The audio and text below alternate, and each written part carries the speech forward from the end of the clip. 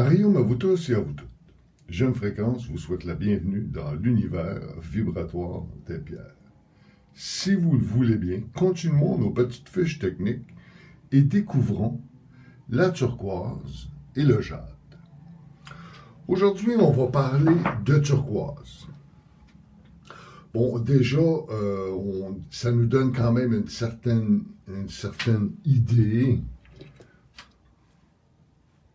de la grosseur, des formats, les différentes formes. On retrouve ça souvent en bijoux.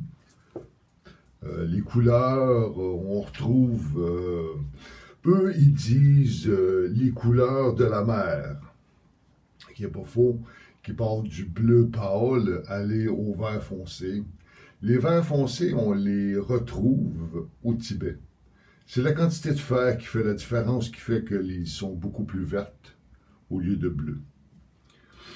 On va commencer avec la structure. Sa structure cristalline, c'est le triclinique. Sa dureté, c'est le 6. On les trouve en Iran, au Mexique, aux États-Unis. Il y en a en Russie, il y en a en Australie, il y en a en Turquie. Son son, c'est le F.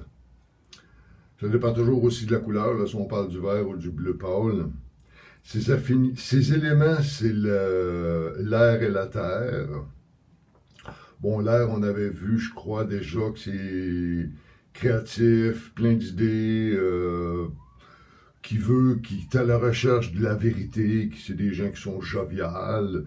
Les qualités de la terre, ben, c'est l'enracinement, des gens loyaux, pratiques, fiables. Les signes, bon, on avait dit Aquarius, Gemini, Libra pour l'air, puis la terre, c'est Taureau, Virgo, Vierge et Capricorne. Les affinités avec les chakras, ça se trouve avec le cœur, puis la glande du thymus.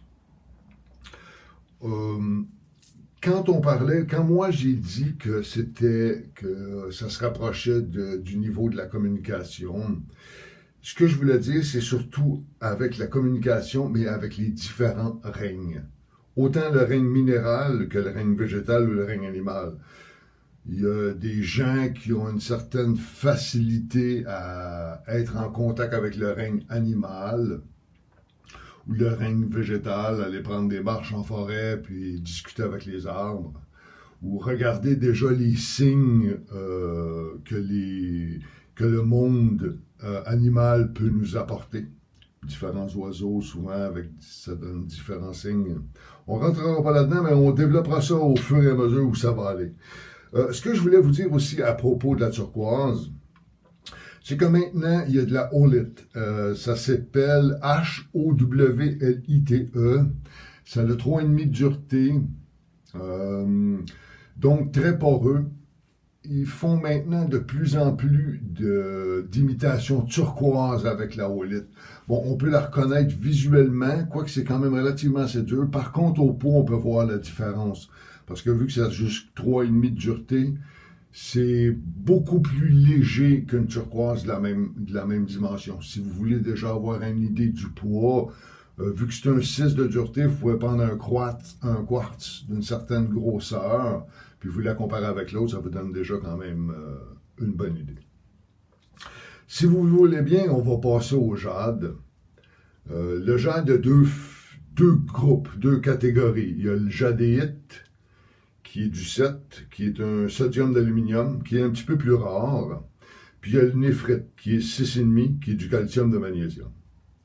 Les couleurs, ben, c'est déjà des dégradés de vert, comme vous pouvez voir un peu.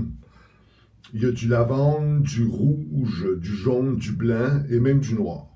Je peux peut-être vous montrer, bon, c'est sur une boîte, mais je peux vous montrer un jade blanc quand même, si on peut se rendre jusque-là. Ça, c'est un jade blanc. Bon, très bien travaillé quand même. C'est un jade blanc. La provenance, si on parle de jadéite, c'est le Myanmar, comme les pièces que vous voyez là. Il y en a au Guatemala. Il y a beaucoup de jade impérial au Myanmar. Le néphrite, par contre, lui, nous vient de la Chine, Russie, Canada, Australie. Moi, si on peut vraiment voir, je peux vous montrer peut-être. Ça, c'est une pièce qui vient du Canada. On voit pas vraiment, là. J'ai beaucoup de difficultés avec mon éclairage par rapport à ces deux pierres-là. Là. J'ai essayé de faire mon possible là, pour vous donner vraiment une idée, mais bon.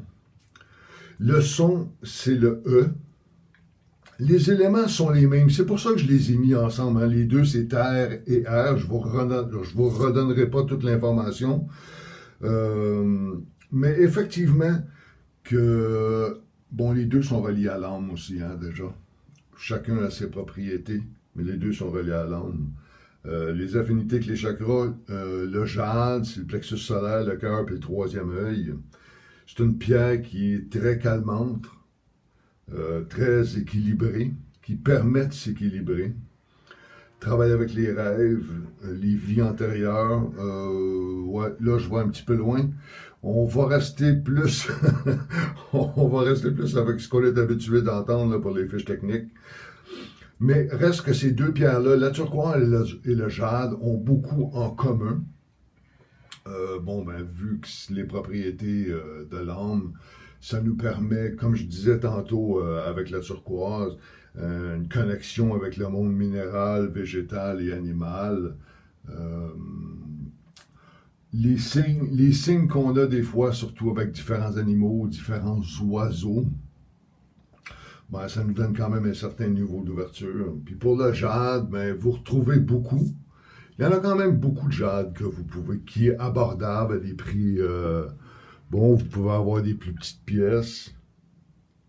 Bon, on voit pas les couleurs, hein. Je suis désolé, là, mais j'ai essayé de faire mon possible, mais là, pour l'instant, c'est tout ce que j'ai. Écoutez, je vous remercie déjà de votre présence, puis au plaisir de vous revoir.